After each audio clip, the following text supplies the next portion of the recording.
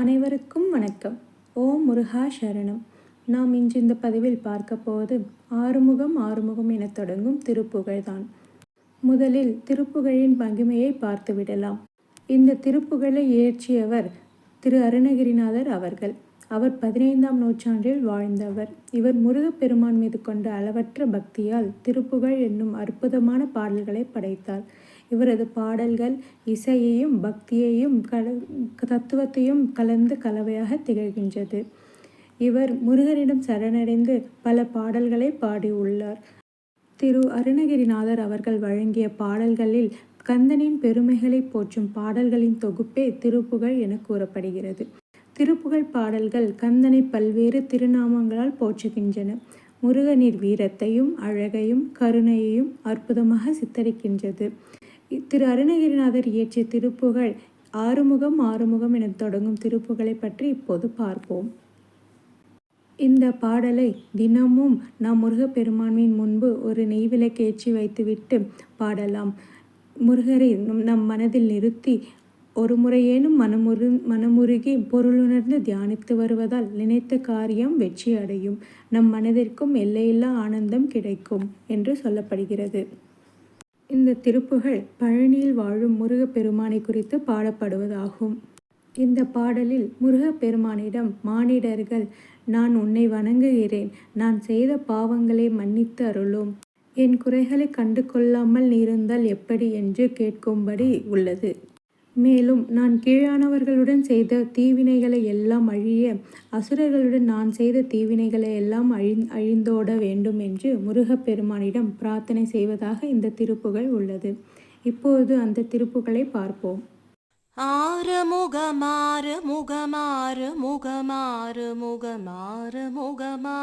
முகம் என்று பூதி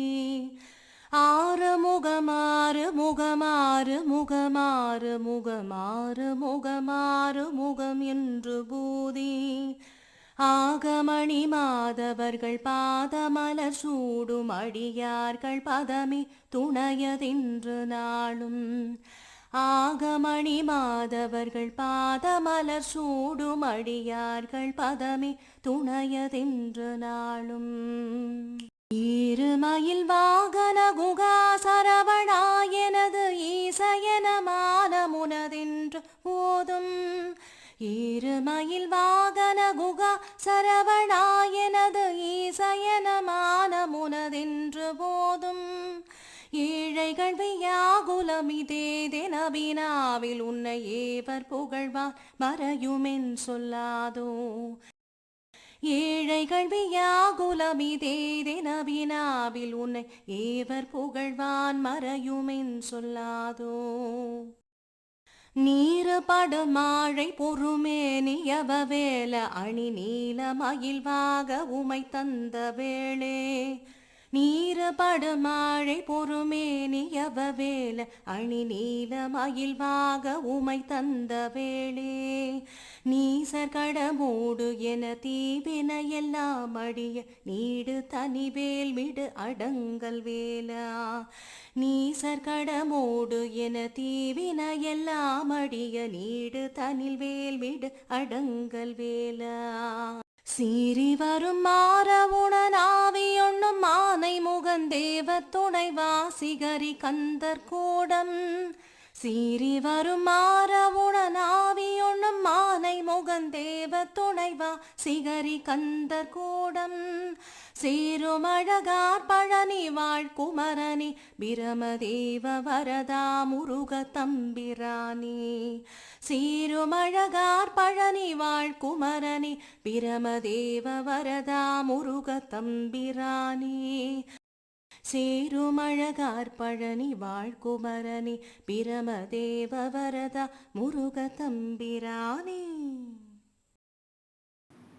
இந்த பாடலை தினமும் நாம் முருகப்பெருமானின் முன்பு ஒரு நெய்விளக்கேற்றி வைத்துவிட்டு பாடலாம்.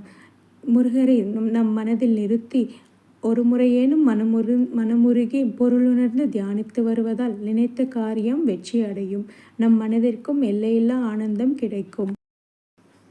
இந்த திருப்புகழ் பழனியில் வாழும் முருகப்பெருமானை குறித்து பாடப்படுவதாகும். இந்த பாடலில் முருகப்பெருமானிடம் மானிடர்கள், நான் உன்னை வணங்குகிறேன், நான் செய்த பாவங்களை மன்னித்து அருளும், என் குறைகளை கண்டு கொள்ளாமல் இருந்தால் எப்படி என்று கேட்கும்படி உள்ளது. மேலும் நான் கீழானவர்களுடன் செய்த தீவினைகளை எல்லாம் அழிய, அசுரர்களுடன் நான் செய்த தீவினைகளை எல்லாம் அழிந்தோட வேண்டும் என்று முருகப்பெருமானிடம் பிரார்த்தனை செய்வதாக இந்த திருப்புகழ் உள்ளது. இந்த திருப்புகழை நாம் முருகப்பெருமானின் முன்பு அமர்ந்து தினமும் பாராயணம் செய்வதன் மூலம் நமது குறைகளை கண்டு அவர் நம் குறைகளை நிவர்த்தி செய்வார் என்று சொல்லப்படுகிறது. மேலும் நாம் அவர் பிரார்த்தனை செய்யும்போது முருகப்பெருமானின் மீது மிகுந்த நம்பிக்கையுடனும் மனமுருகியும் பிரார்த்தனை செய்ய வேண்டும்.